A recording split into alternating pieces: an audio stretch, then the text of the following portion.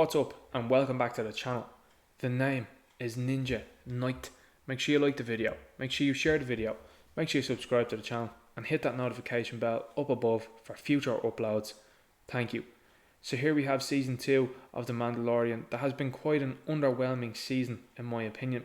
It seems like they have an awful lot of member berries, and this is something that has popped up in the Star Trek universe recently, where they decide to include ideas, characters, phrases that make people say, hey, remember that? And these characters then lack any sort of arc, any sort of likability. Now, Ahsoka Tano, in my opinion, is the Harley Quinn of Star Wars. What do I mean by that? Well, what I mean is both characters have become very unlikable, they have become very overused, and they have outlived their purpose. They should have been written out long ago, and to strengthen the villain of Darth Vader and Anakin Skywalker and the Joker, of course, they should have been the ones to end the story of these characters, in my thoughts. What has happened is Dave Filoni has directly gone against George Lucas in that there is 2 Clone Wars, as you know. We have the Genndy Tartakovsky Clone Wars, which to me is canon, and we have the Dave Filoni Clone Wars, which to me is not. Dave Filoni's Clone Wars throws more problems into the Star Wars universe than it can handle. It exasperates even more problems with Star Wars Rebels. Filoni even creates time travel in that series to save one character in particular. No surprise here when we talk about who in this video. And then he's weaseled his way in then to being on the Mandalorian show. Now people will say Dave Filoni's a great guy. I disagree. Dave Filoni to me is the equivalent of Rian Johnson. In fact, I would go as far as saying Dave Filoni is worse than Rian Johnson, has caused more problems and more irreparable damage to the Star Wars universe than Rian Johnson could ever possibly do, and that was with his one movie. Dave Filoni has been dismantling, destroying and causing serious slights to major characters for years now, and I will break that down over the course of this video. First of all, this is going to be a semi-review, and it's going to be a bit of a character dive into who this character that's on your screen is. So this episode started off with some of the worst action sequences that I've ever seen. Rosario Dawson should have had the stunt double stand in for her. She was too slow with the sword wielding scenes. The characters that were running away could see her a mile away. I don't know why there was an issue with them not being able to take her out. It looked very cheesy. It was very cringe. And every time she was on screen, I just found myself wincing and saying, oh my god, I can't believe this ridiculous, awful character is now in live action. And she is played by an absolute blank slate like Rosario Dawson. Rosario Dawson, for an awful people that don't know who she is, played the annoying girlfriend of Luke Cage in the Netflix series of Luke Cage. This is an actress that is way over depth in terms of this, and way over depth in terms of action choreography. It was very noticeable, and I think an awful lot of people did see that within this episode. The episode moves on, and the Mando has arrived on this planet, and he is there to find Ahsoka Tano. He meets with the female-led city magistrate, and this is a tactic that Filoni uses constantly, and it's no surprise to see that this episode was written by him. We have a female lead. It's something that Filoni likes. So we have Michael Biehn, who is the beta male, and he is there. He doesn't say much, he doesn't do much. Michael Biehn from 80s fame, particularly as Kyle Reese in The Terminator, absolutely wasted in this episode, and pretty unfortunate for him given that he was saying on social media recently that he was hoping this would be his big comeback. Must have been an awful lot that was left on the cutting room floor by the judging of this anyway. So this episode progresses on. The Mando makes a semi-deal with these characters to find Ahsoka Tano, who he's looking for anyway, so he can dump the child with her. And we have a sort of force mind reads technique that has happened, I don't think much beforehand, but of course the Mary Sue Ahsoka is able to read the kid's mind and decipher everything that he's saying. We come along and find that the child's name is Grogu, and this is where Dave Filoni's writing and how sloppy it is decides to rear its head once again. We have Ahsoka making offhand comments like the child has fear and that she doesn't want to train him, and she's seeing what that does to Jedi Knights before she is talking about Anakin Skywalker, who we will talk about in a moment. But she then makes a very interesting comment, which is that the child was present in the Jedi Temple during Order 66. Let that sink in. This character that looks like Yoda, and only one other character that we've seen so far within this canon, Yaddle, who was sitting on the Jedi Council, are the only two characters, now three characters, that look like that with a species with no name and that everyone thinks is super weird looking, and they sort of forgot about him. Everybody, all of the Jedi forgot about him in the Purge. Doesn't that make Yoda look like a bit of a dick? This is a species, allegedly, that there's not many of them. There isn't many of them around. They are obviously intrinsic to the Force in some way. They are very recognisable, and Yoda decided to just leave him. Now, there might be a writing chance in the future if Filoni sees a video like this one and decided to say something clever as Yoda sent somebody to get the kid, but it makes Yoda look like an absolute dick that he just went to Dagobah and said, yeah, good luck, I'm out here.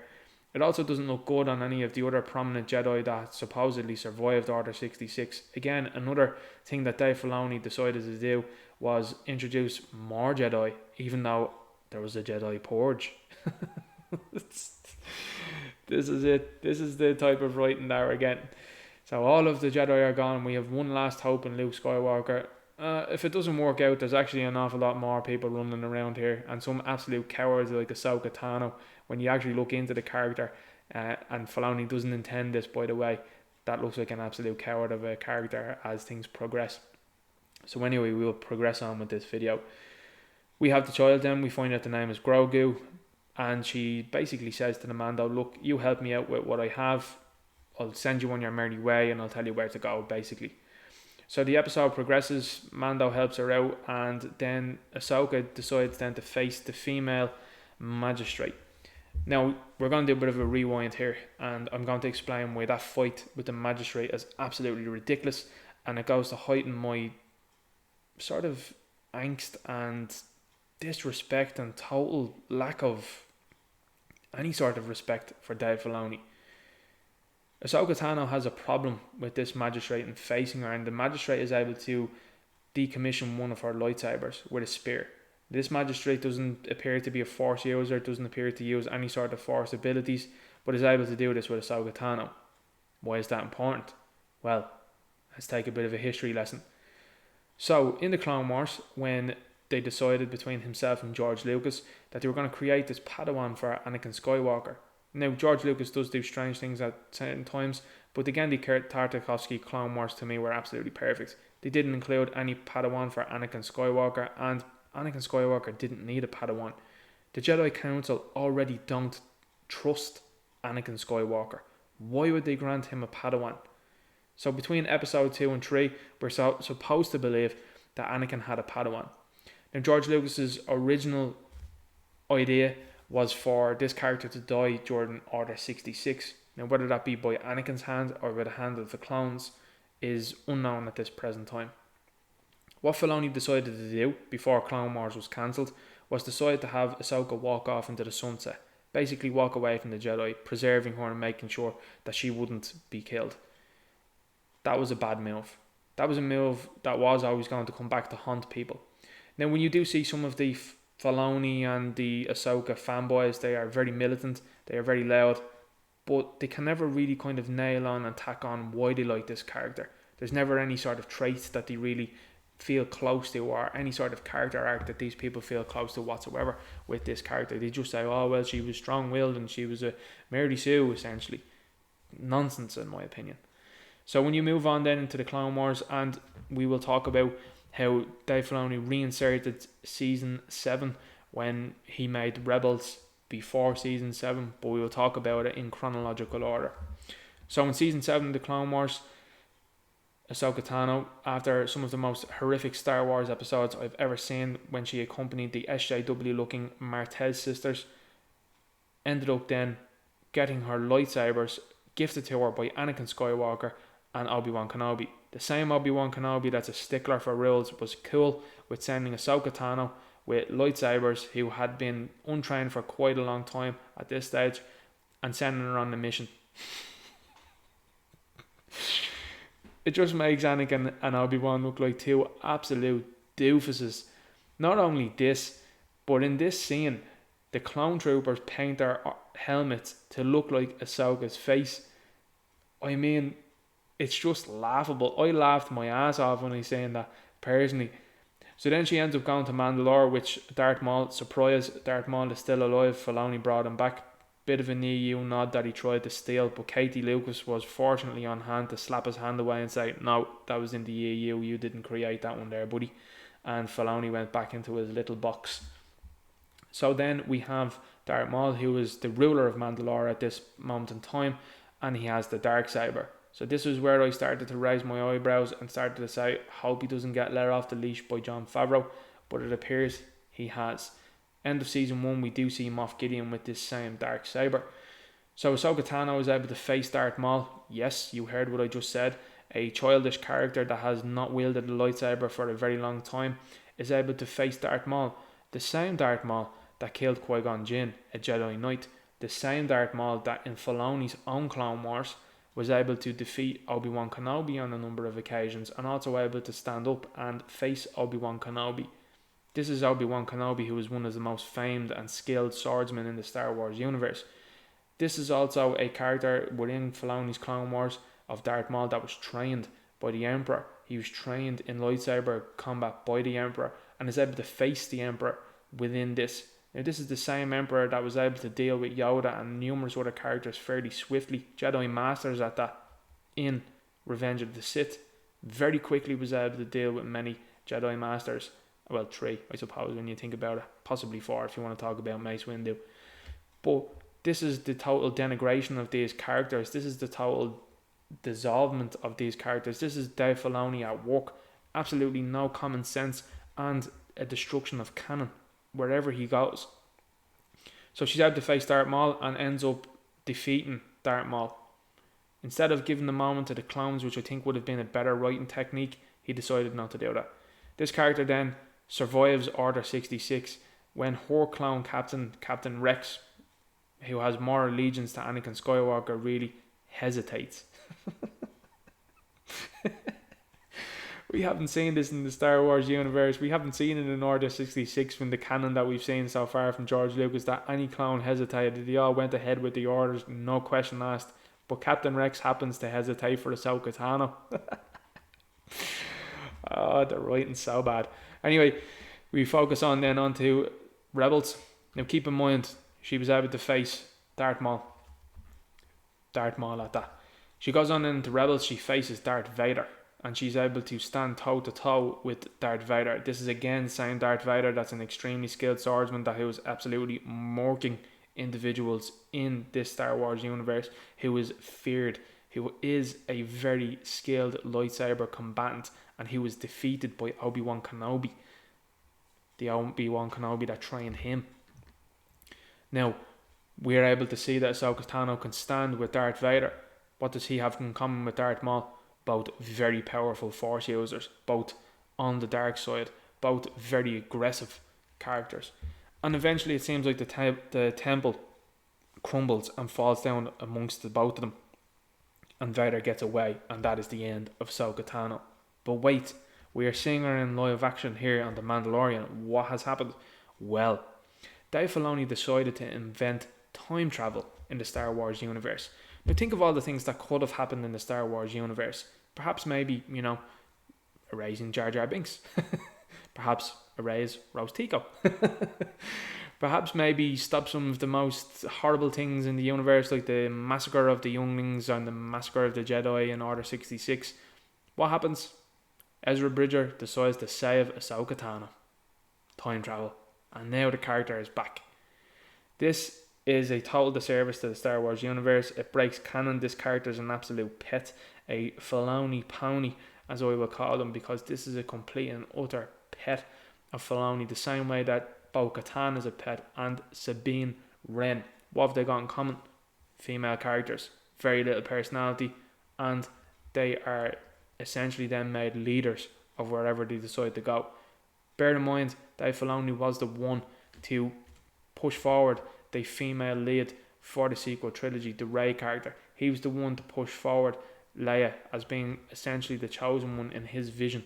He's on record in saying these things. Their videos are out there, check them out, and you'll get a chance of hearing what he sounds like. He is your quintessential soy boy, and you will hear that voice and you will cringe. So anyway, moving forward onto this one. She's able to face Darth Maul, defeat Darth Maul. She's able to face Darth Vader, stand toe to toe with him. But yet Ahsoka seems to struggle with a non-force using woman with a spear. It's so on the nose. And nobody's talking about it. Nobody's seeing this stuff. It's unbelievable. All you had to do was look at the man's body of work and just say, that is nonsensical. Everything that he does is nonsensical. It breaks canon and it causes problems wherever it seems to go. So that's where this episode kind of finishes off. Ahsoka struggles a bit against this female magistrate and eventually wins the day. She loses one lightsaber in the process. Very strange stuff now, I think, you know. But that's where we're at with this episode. And this episode to me was struggled. It's written by Filoni and directed by Filoni, and it shows. The man can't direct action whatsoever. He has some horror aspects of Ahsoka turning up behind people and lighting her lightsaber, and it's just cringe inducing. It's just sad. This is this man's dream character, and it's obviously one of these kind of sick fantasies or something like he has with this character. This character, you know, you only have to look into certain things that happen, and you can see these things are so on the nose. So we end up then, the Mando gets patted on the head again by another strong female lead like he did with Bo-Katan, and is told to move on his merry way, and he kind of grumbles and off he goes then, you know. Ahsoka Tano is just there for a bit of face action, and it seems like that they are preparing for her to have her own TV series and or movies, and I wouldn't be too surprised if the Leslie Headland series heads this character. I wouldn't be shocked whatsoever. Rosario Dawson has already mouthed over saying that she has signed on for future deals, and this is the future of the Star Wars universe, this character, because Filoni will go all out on this character. Now, what has that done to this season of The Mandalorian? Well, it's totally detracted from the character of The Mandalorian. Has that got to do with Pedro Pascal allegedly quitting, walking off set, them having to change the tone, the narrative of things? Possibly. But I think they could have done it with some new characters, some strong characters, rather than reverting back to old characters that cause so many issues within the Star Wars universe. I feel at the moment that Jon Favreau has had his eye wiped by Dave Filoni. Dave Filoni is a weasel. He is a deceiver. He is deceptive. And this character, in my opinion, is the Order 66 to the fandom. People that are fans of Star Wars seemingly cannot see the issues that this character brings up, and that the issues that arise with this character. I hope this video helps to point some of these issues out, and I hope that people really look into it and actually realise that this character actually causes more problems than it does solve them. Yes, it looks cool that they have two lightsabers. Yes, it looks cool that they're white. Yes, it looks cool that there is one lightsaber that is longer than the other. But you are getting a blank cardboard cutout of a character that destroys canon, that does a total disservice to Yoda, Luke Skywalker, Anakin Skywalker, Darth Vader, Darth Maul, and multiple characters that surround it. This you have to understand is playing down all of those characters. And Filoni is on record of being like, Luke, meh, always thought Leia was the hero. That's on record, and he's there on video saying it to a woman's conference. This guy should not be involved in the Star Wars universe. People think that Kathleen Kennedy and Rian Johnson are a problem, and seemingly Dave Filoni has skirted by with little to no skepticism, little to no people watching him. But I've been certainly keeping an eye on him, and this was the culmination of Dave Filoni's work. Canon breaking, no common sense happening, poses problems going forward, poses problems now in the prequel trilogies as well as the sequel trilogy, and just continuous headaches where this guy stands. It is sad when you see a series of The Mandalorian, particularly in the fourth season, the quality that was there, and I know people were like, but Dave Filoni was also involved in season 1. Yeah, he was, but it was clear to see that Jon Favreau clearly had a leash on the guy. Season 2, something's happened. I wouldn't be too surprised if there's something going on in the background in the season We know that Pedro Pascal felt comfortable enough to go to Lucasfilm. We know that irritated Jon Favreau. We know that Kathleen Kennedy is still there. Bob Iger seems to have moved on. He's not there on set taking notes and giving notes. Was that keeping Filoni in check? Possibly. And it seemed like that Kathleen Kennedy was kept at a distance. So when you have a cocktail of Kathleen Kennedy and Dave Filoni, it causes major issues and has done in the Star Wars universe over the last number of years. And most of them centre around this character. This is a Mary Sue character. This is a character that is very poorly written. It is a character that has caused multiple issues. It's a character that, if she was so brave and so great, why didn't she seek out like Luke Skywalker during the rebellion? Why didn't she take part? Makes her just look like a coward. And it then Dave Filoni wants to come around and act like she's some sort of hero. The mind boggles. Anyway, I'm going to leave the video there. I hope this video was enlightening and let you in on my thoughts on this character, on this episode. I thought this episode was extremely weak. I thought that this was the weakest episode that we've seen. I didn't think it could get as bad as the Mandalorian episode with Bo-Katan, but it got weaker. This character, again, like I said, is going to cause major problems going forward because Filoni is just an absolute clown. He has caused an absolute mess in the Star Wars universe, and they will look to explain this away now to live action fans, I'm sure, at some stage. Or maybe he will just do the thing and realise that his writing skills aren't that good and they just have this character turn up and people get fooled by, oh look, that looks like a cool looking character and it has 2 lightsabers, and why shouldn't she be able to face another, female magistrate and have no problems with that? Well, when you look at the past and see the characters that she faced off against and had little to no problem with and was able to defeat one very powerful male Sith Lord, then you have to look at it and say, well, something's afoot here. Something doesn't smell right, and I can smell a rat.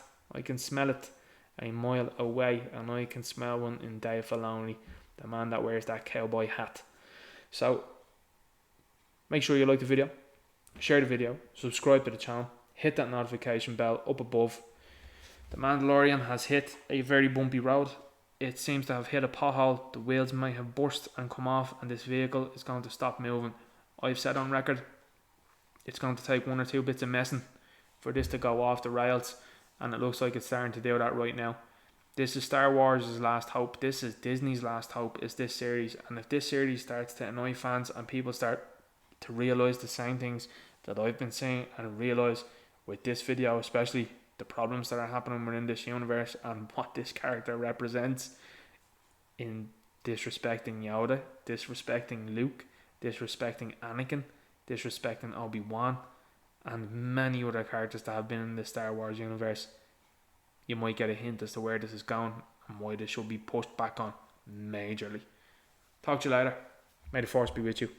Good luck.